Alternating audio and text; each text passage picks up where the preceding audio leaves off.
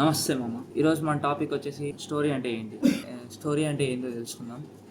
Story అంటే ఏదో ఒక గ్రూప్ ఆఫ్ సీక్వెన్సెస్ రాసేయడం కాదు, లేదా ఒక పెయిన్ కానీ ఒక స్ట్రగుల్ కానీ చూపించేసడం కాదు. స్టోరీ అంటే క్యారెక్టర్ యొక్క జర్నీని చూపించడం. మన మన క్యారెక్టర్కి ఏదో ఒకటి కావాలి, కానీ లైఫ్ అనేది దాన్ని అందుకోకుండా చేస్తూ ఉంటుంది. సో ఆ టైంలో ఆ క్యారెక్టర్ ఏం చేసిందో అట్లా వెళ్తూ ఉంటుంది స్టోరీ అనేది. ఆ క్యారెక్టర్ తీసుకున్న డెసిషన్స్ వల్ల ఆ క్యారెక్టర్ ఎండింగ్కి వచ్చేసరికి ఏమైంది, ఆ క్యారెక్టర్ ఆ సిచ్యువేషన్ నుంచి ఎస్కేప్ అయ్యి దాన్ని దక్కించుకుందా, లేక ఆ క్యారెక్టరే మారిందా ఎండింగ్కి వచ్చేసరికి అనేదన్నమాట మన స్టోరీ.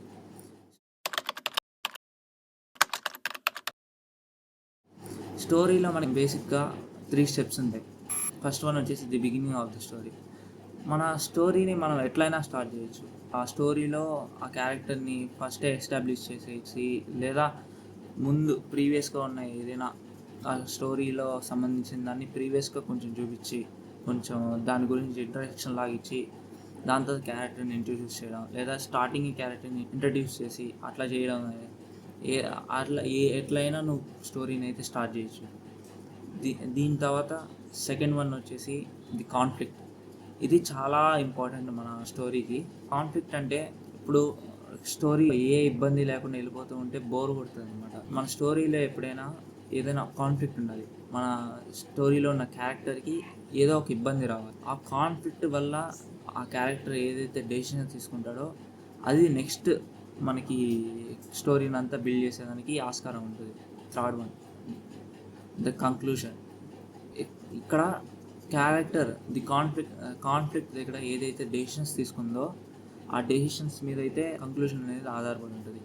మన క్యారెక్టరు ఫైట్ చేసిందా, ఆ సిచ్యువేషన్తో ఫైట్ చేసిందా, లేక ఆ సిచ్యువేషన్ వల్ల తను ఏదైనా కోల్పోయిందా ఆ క్యారెక్టర్, లేదా ఆ సిచ్యువేషన్ వల్ల మన క్యారెక్టర్ ఏమైనా మారిందా అనేదన్నమాట కంక్లూషన్.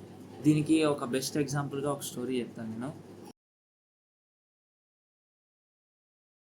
ఒక చిన్న పిల్లాడు వాళ్ళ ఫాదర్ ఉన్నారు.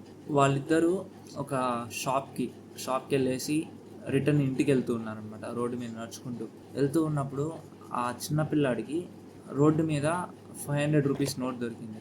ఆ అబ్బాయి 500 రూపీస్ నోట్ దొరకగానే తీసుకెళ్ళి వాళ్ళ నాన్నకి ఇస్తాడనమాట.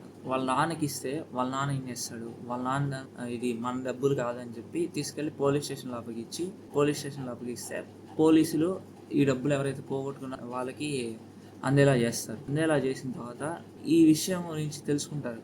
ఎవరైతే పోగొట్టుకున్న వాళ్ళు ఉంటారో వాళ్ళు ఈ విషయం గురించి తెలుసుకుంటారు, ఎట్లా ఈ పిల్లాడు తీసుకొని ఇచ్చాడు అని. దాని గురించి తెలుసుకొని ఆ పిల్లోడి దగ్గరికి వచ్చి ఆ పిల్లోడికి ఇంత మంచి పని చేసినందుకు ఇంత డబ్బులు అని ఇచ్చేసి వెళ్తారనమాట. సో ఇది మన స్టోరీ అనుకుందాం. ఈ కథని మనం మన చెప్పుకున్న 3 కేటగిరీస్లోకి డివైడ్ చేసుకుందాం. ఫస్ట్ వన్ వచ్చేసి ది బిగినింగ్. ఇక్కడ బిగినింగ్ వచ్చేసి ఫాదర్ సన్ వీళ్ళిద్దరూ షాప్కి వెళ్ళేసి రిటర్న్ ఇంటికి వెళ్ళేటప్పుడు రోడ్ మీద నడుచుకుంటూ వెళ్తూ ఉన్నారు. ఇది బిగినింగ్ అనమాట స్టోరీకి.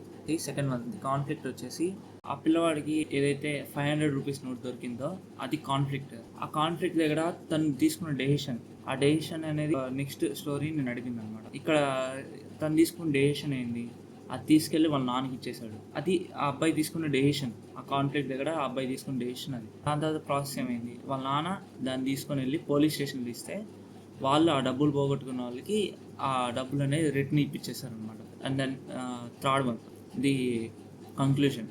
ఇక్కడ కంక్లూషన్ వచ్చేసి ఈ కథలో మనకేంటంటే ఆ డబ్బులు పోగొట్టుకున్న వాళ్ళు ఎవరైతే ఉన్నారో వాళ్ళు ఈ అబ్బాయి ఇట్లా చేశాడని తెలుసుకొని దీనికి గిఫ్ట్గా డబ్బులు ఇచ్చేసి వెళ్ళారు. ఇది కంక్లూషన్ అనమాట. సో ఇక్కడ ఆ అబ్బాయి ఏదైతే కాన్ఫ్లిక్ట్ దగ్గర తీసుకున్న డెసిషన్ వల్ల ఇక్కడ కంక్లూషన్లో ఈ అబ్బాయి ఈ కాన్సిక్వెన్స్ని ఫేస్ చేశాడు. సో ఇది అనమాట మన స్టోరీలో 3 స్టెప్స్ అయితే వర్క్ అవుతాయి. దీన్ని బేస్ చేసుకొని ఎవరైనా స్టోరీ రాస్తే మనకి బెటర్ రిజల్ట్స్ అనేది వస్తుంది. సో ఇదనమాట ఈరోజు వీడియో. బాయ్.